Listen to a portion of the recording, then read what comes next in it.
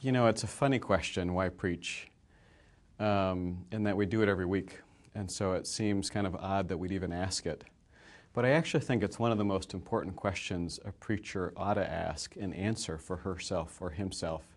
Because the way we answer that question reveals a lot about our theology of preaching. What do we think is happening there?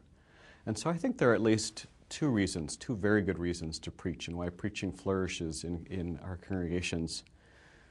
One is the story of what God has done and is still doing in and through Jesus Christ is a story that cannot be kept quiet. You see this in the Gospels themselves. There's this constant theme, especially in a Gospel like Mark, where Jesus will say, after performing a miracle, "Now don't tell anyone about this." And of course, they turn around and immediately start telling everyone about this. And that's the way it is with the really significant events of our lives, whether it's the birth of a child or a wedding engagement or a promotion. Something exciting, something really good happens, and you actualize it. You make it even more real by sharing it.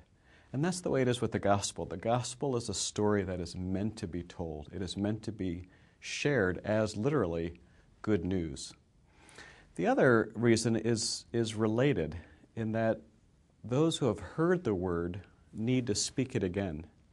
That the pastor, the preacher, stands in between conversations, stands in the middle of the biblical text speaking and a congregation listening and speaking back. And there's a way in which each week the sermon evolves out of two conversations. One you have with the biblical text as you're probing them and asking, what is God trying to say here? What's going on in the Word? And then when it strikes you or convicts you or your own heart is broken open again by the gospel, then you turn to share that word with the congregation and invite them to imagine how God, through this passage, is speaking to them. And so for both those reasons, it's really important that we preach the word in and out of season.